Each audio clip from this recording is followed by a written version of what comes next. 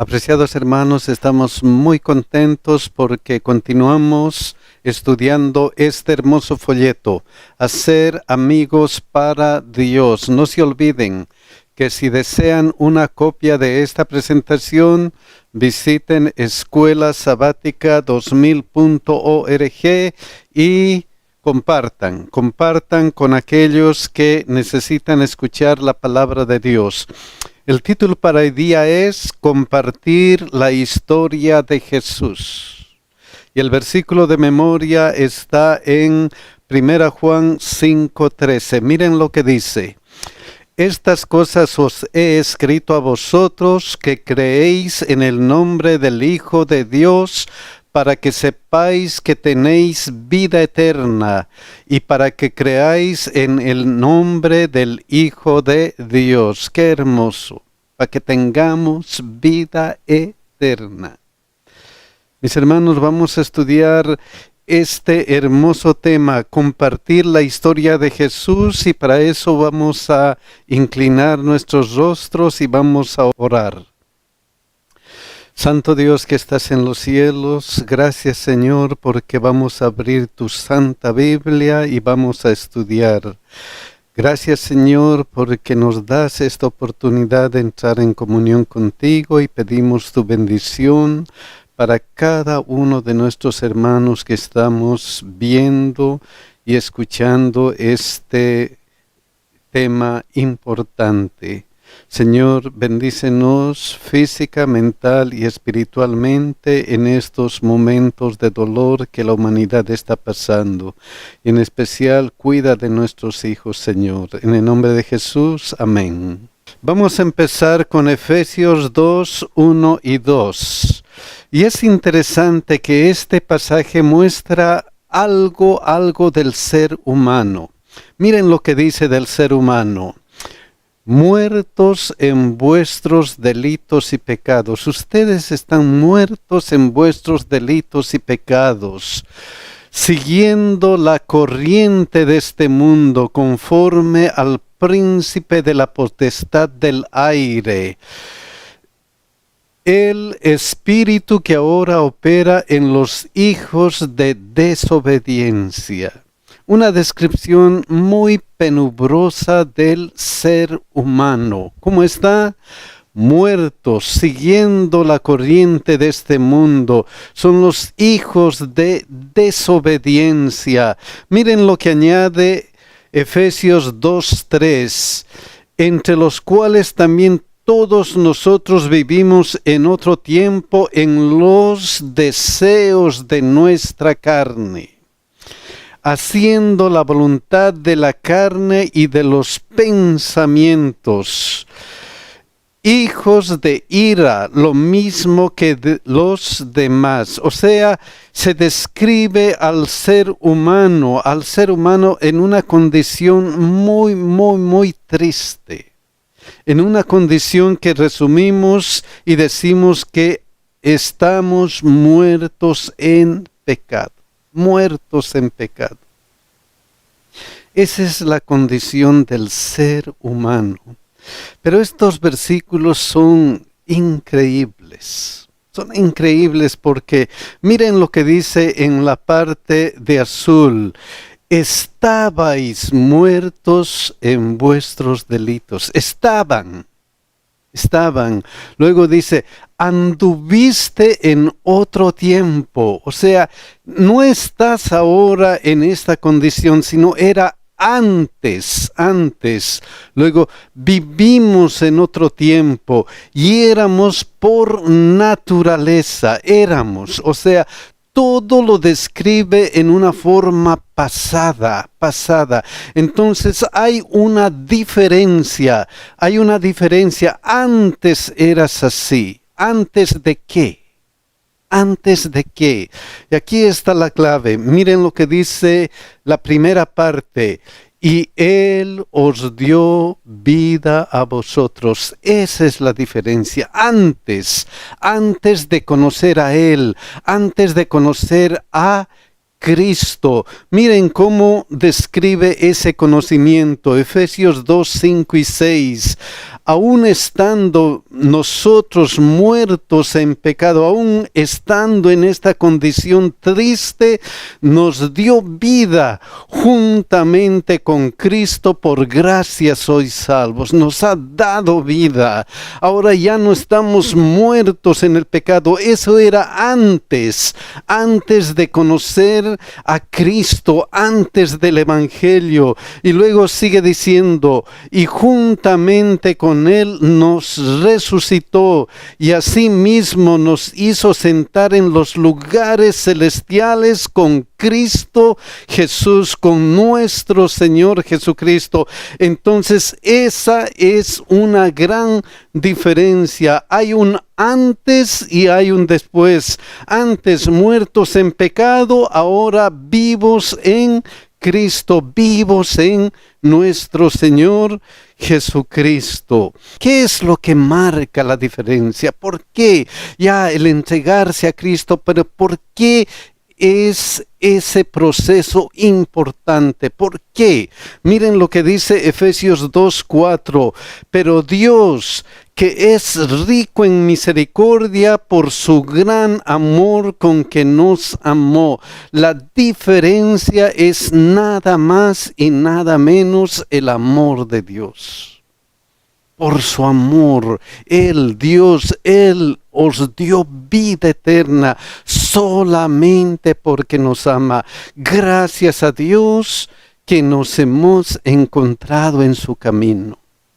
Gracias a Dios que un día, cuando estábamos en este problema, muertos en pecado, Él nos hizo conocer a nuestro Señor Jesucristo, para que ahora estamos vivos en Cristo, vivos en Cristo. Y solamente es por el amor de Dios.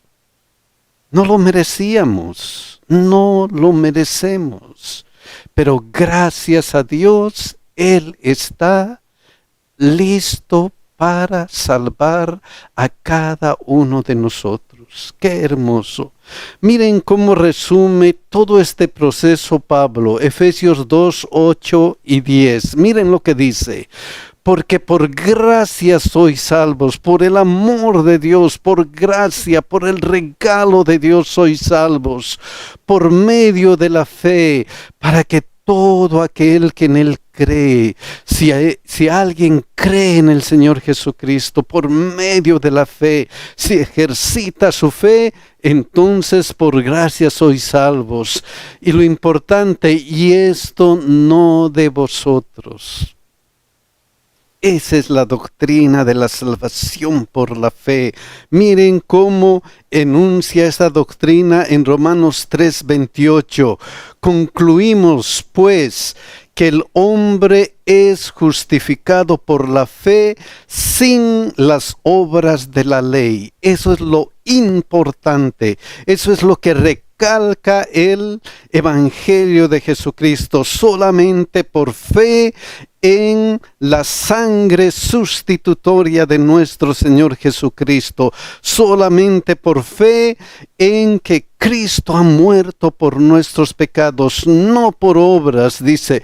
Y esto no de vosotros, no lo merecían. Aunque eras muy bueno, aunque hacías cosas buenas, aunque eras pero muy dadivoso, no lo merecías, no lo merecíamos. Y eso no de vosotros. ¿Por qué no lo merecíamos? Pues es don de Dios. Es don de Dios. Es algo que solamente por el gran amor Dios nos da. Luego, no por obras, recalca, para que nadie se gloríe. No por obras. No haces obras para ganarte. No importa lo que hagas. No por obras. Para que nadie se gloríe. Y aquí viene algo especial, porque somos hechura suya. Una vez que nos hemos acercado a Cristo, una vez que hemos conocido a Cristo, una vez que hemos aceptado a Cristo por fe, una vez que hemos sido justificados por fe, somos nuevas criaturas. somos nuevas criaturas, hemos nacido de nuevo, somos hechura suya, hemos cambiado, hay un antes y ahora hay un después. Antes era muertos en mi pecado, ahora soy vivo en Cristo. Somos hechura suya, somos creados en Cristo Jesús. ¿Para qué? Para buenas obras. O sea, no por obras, para que no me gloríe, pero ahora que soy vivo en Cristo, soy creado para hacer buenas obras, las cuales Dios preparó de antemano para que anduviésemos en ellas. Hay algunos hermanos que dicen, no hay que hacer obras, porque Dios no quiere mis obras. Hay algunos hermanos que tienen conceptos erróneos de las obras de fe. Pero la Escritura es clara. Somos vivos en Cristo para hacer, ¿qué cosa? Buenas obras que Dios preparó de antemano para que anduviésemos en ellas. En otras palabras, 1 Juan 2:4, miren lo que dice. El que dice, yo le conozco, y no guarda sus mandamientos, el tal es mentiroso y la verdad no está en él. La verdad no está en él. Cuando estaba muerto en pecado, rompía sus mandamientos, quebraba sus mandamientos.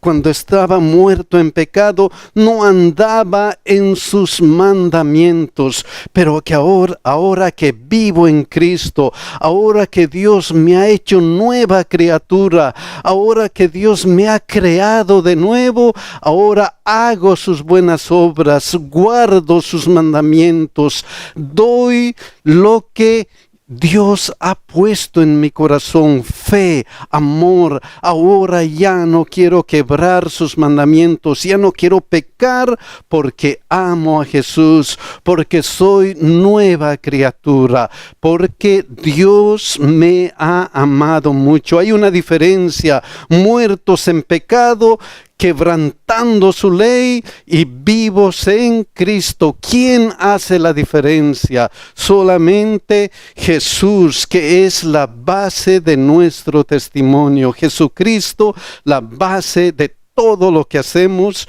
como cristianos. La base de nuestro testimonio. ¿Y qué clase de testimonio? ¿Qué testimonio? Miren lo que dice 1 Juan 1:1 y 2. Lo que era desde el principio, lo que hemos oído, lo que hemos visto con nuestros ojos, lo que hemos contemplado y palparon nuestras manos tocante al verbo de vida. ¿Qué clase de testimonio? Mi vida personal, lo que he conocido, dice, lo que hemos visto con nuestros ojos, lo que hemos contemplado y palparon nuestras manos tocante al verbo de vida. ¿Y qué había visto Juan? ¿Qué había visto Juan que cambió su vida? Que cambió su pensamiento, su modo de vida. Miren lo que dice 1 Juan 4:8 y 9. ¿Qué había visto? Había visto a un Dios es amor, a un Dios de amor. A un Dios que es amor. En esto se mostró el amor de Dios para con nosotros. Eso había visto, cómo Dios se presentó para con nosotros, en que Dios envió a su Hijo unigénito al mundo para que vivamos por Él. Eso había experimentado. Ese gran amor de Jesucristo, esa forma de entregarse por una persona, había experimentado y había visto. Y eso cambió su vida completamente. Cambió. Ahora Él está testificando de este amor. Y sabemos que cambió porque Él no hablaba de amor. Miren este ejemplo. Lucas 9, 54 y 56. Viendo esto sus discípulos, Jacobo y Juan dijeron, Señor, ¿Quieres que mandemos que descienda fuego del cielo como hizo Elías y los consuma? Imagínense. Imagínense la reacción de Juan. ¿Quieres que consuman fuego a estos que no merecen de ti? Pero este Dios de amor, pero este Dios que ama, no importa quién, no importa si esos merecían la muerte y no la vida, miren lo que dijo. Entonces, volviéndose él, los reprendió diciendo: vosotros no sabéis de qué espíritu sois. Vosotros no sabéis que todavía estás hablando como muertos en pecado, de ese espíritu malo. Porque el Hijo del Hombre no ha venido para perder las almas de los hombres, sino para salvarlas. ¿Qué diferencia? Siempre hay ese antes y después. Antes, miren, rudos, sin paciencia, viendo a los pecadores como que merecen la muerte, viendo a eso. Pero después del encuentro, después de ese encuentro con Jesús, después de ese ejemplo, el Hijo del Hombre no ha venido para perder las almas de los hombres, sino para salvarlas, y se fueron a otra aldea. Hay un cambio especial, es que Cristo hace el cambio. En Cristo no hay esta violencia. Miren lo que dice la hermana de Huay. El ejercicio de la fuerza es contrario a los principios del gobierno de Dios. La fuerza es contrario. Él desea solo el servicio de amor, y el amor no puede ser exigido, no puede ser ganado por la fuerza o la autoridad. El amor se despierta únicamente por el amor. El amor se despierta únicamente por el amor. Eso es lo que dio Juan, eso es lo que dice él, lo que hemos oído, lo que hemos visto con nuestros ojos, lo que hemos contemplado y palparon nuestras manos tocante al verbo de vida. Ese verbo, ese amor, eso es lo que había visto, eso transformó su vida, y al final miren lo que dijo él, 1 Juan 4:7, amados, amémonos unos a otros, porque el amor es de Dios. Todo aquel que ama es nacido de Dios y conoce a quién, y conoce a Dios. ¡Qué testimonio! Antes no conocía bien a Dios, ahora conozco a Dios. Él es amor. Entonces hay poder en el testimonio personal. Antes era así y ahora soy distinto. Antes era rudo, antes quería que la gente que no conocía a Dios muera. Ahora no, amados, amémonos los unos a los otros. Ese es el poder del testimonio personal. Pero 1 Juan 1:1 y 2 tiene algo más. Dice: porque la vida fue manifestada y la hemos visto, y testificamos y os anunciamos. Todo aquel que ha nacido en Cristo tiene esta característica. Testificamos y anunciamos. Como Juan. Otro ejemplo, miren lo que sucedió en Marcos 5, 19 y 20. Mas Jesús no se lo permitió, sino que le dijo: vete a tu casa, a los tuyos, y cuéntales cuán grandes cosas el Señor ha hecho contigo. Testifica, anuncia, cuéntales, tienes que hablar cuán grandes cosas el Señor ha hecho contigo y cómo ha tenido misericordia de ti. Y se fue y comenzó a publicar en Decápolis cuán grandes cosas había hecho Jesús con él, cuán grandes cosas. Y todos se maravillaban. Todos se maravillaban porque hay poder en el testimonio personal. ¿Y por qué se maravillaron de este hombre? ¿Por qué? Porque hubo un cambio, como lo hubo en Juan. Y miren qué cambio. Marcos 5, 2, 3.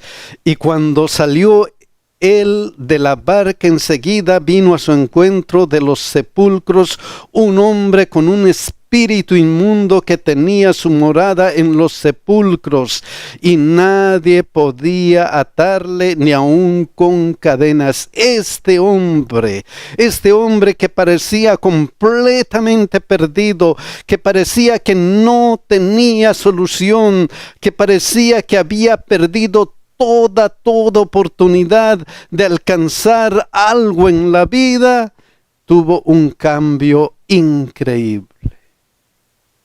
Ahora él testificaba y todos se maravillaban de él. Todos se maravillaban de él. Es que hay que contar lo que Jesús hizo por mí. Él contó lo que Jesús hizo por él, ese cambio que había hecho por Jesús. ¿Y qué logró el cambio? ¿Cómo él logró hacer ese cambio de un endemoniado, de uno que no tenía solución, de uno que ha perdido toda esperanza? Si hemos perdido toda esperanza, hay oportunidad, hay todavía un hilo de esperanza que podemos encontrar. ¿Y cómo podemos encontrar ese hilo de esperanza? ¿Qué hizo él? Miren lo que dice Marcos 5, 6. Cuando vio pues a Jesús de lejos, corrió y se arrodilló delante de él, ante él. Qué hermoso.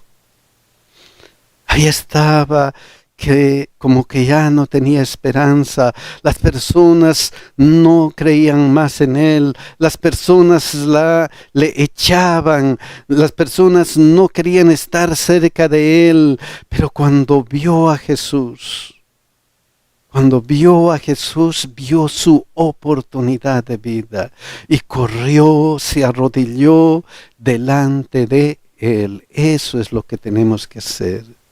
Si nosotros estamos perdidos, si nosotros nos sentimos que ya no tenemos solución, si nosotros nos sentimos que hemos caído a lo profundo y que ya no hay solución para nosotros, todavía hay un hilo de esperanza, y ese hilo de esperanza es Jesús. Tenemos que correr a los pies de Jesús, tenemos que arrodillarnos a los pies de Jesús y decirle: Señor, sálvame. Él ha venido para eso. Él ha venido para darnos vida eterna. No importa cómo nosotros nos encontramos.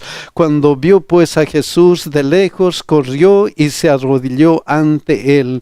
Miren lo que dice Isaías 45, 22. ¿Qué hay que hacer? Mirad a mí y sed salvos todos los términos de la tierra, porque yo soy Dios y no hay más. Hay que mirar, hay que aprovechar esa oportunidad de salvación. Miren a mí, dice Dios, sed salvos todos los términos de la tierra, porque yo soy Dios y no hay más. Qué importante. Y cuando hacemos eso, tenemos que tener la seguridad de que Él va a ayudarnos. Tenemos que tener la seguridad.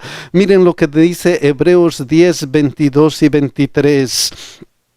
Acerquémonos con corazón sincero.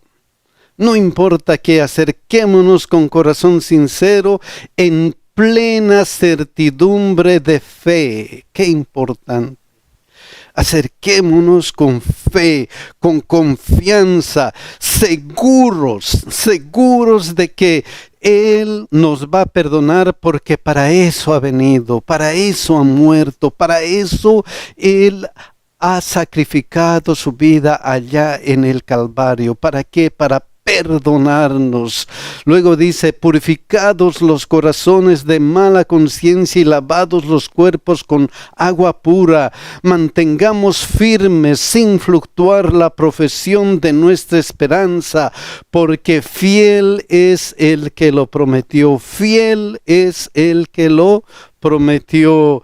1 Corintios 15, 2, 3 continúa, por el cual asimismo, si retenéis la palabra que os he predicado, sois salvos. Sois salvos, no importa qué. Solamente acepta a Cristo como su Salvador personal. Si no, entonces has creído en vano, porque primeramente os he enseñado lo que asimismo recibí. Otra vez va con el testimonio. Hay que testificar con seguridad. Con la seguridad de que Él nos ha salvado, porque fiel es el que lo prometió, lo que asimismo recibí. ¿Qué he recibido? ¿Qué he recibido? Miren lo que dice, que Cristo murió por nuestros pecados conforme a las Escrituras. Eso es lo que hemos recibido. Que Cristo murió por nuestros pecados. Conforme a la Escritura. ¿Qué decía? ¿Qué dice la Escritura? Miren lo que dice Juan 10, 10, 11. Yo he venido para que tengan vida y para que la tengan en abundancia. Yo soy el buen pastor. El buen pastor su vida da por las ovejas. Eso es lo que ha hecho Dios por nosotros. ¿Y qué nos pide Él? ¿Qué nos pide Él? Lucas 9:23. Y decía a todos, si alguno quiere venir en pos de mí, niéguese a sí mismo, tome su cruz cada día y sígame. ¿Qué le damos a Jesús? Niéguese a sí mismo, tome su cruz.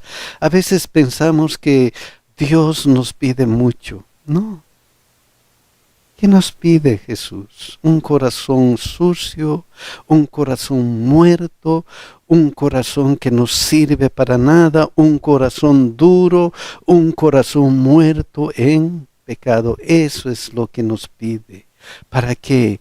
Para cambiarnos y para darnos vida en Cristo, para suavizar este corazón, para que esté lleno del Espíritu Santo. Niéguese a sí mismo, tome su cruz cada día y sígame. ¿Y qué ganamos? Juan 1, 12, 13. Mas a todos los que le recibieron, a los que creen en su nombre, les dio potestad de ser hechos hijos de Dios, los cuales no son engendrados de sangre, ni de voluntad de carne, ni de voluntad de varón, sino de Dios. Eso es lo que ganamos. Llegamos a ser hijos de Dios, hijos del Altísimo. Y lo importante, Gálatas 2:20, cuando me acerco a Jesucristo, cuando estoy con Él continuamente, consagrándome a Él todos los días, con Cristo estoy juntamente crucificado.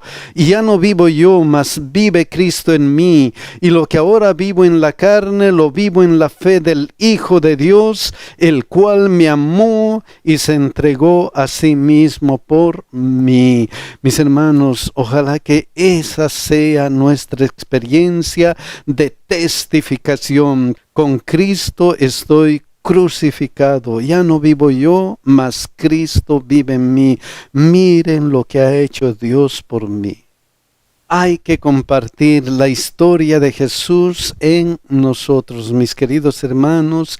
Que Dios nos bendiga y que Dios nos ayude a compartir nuestra experiencia con Jesús. Ese es nuestro deseo y oración. Que Dios nos cuide.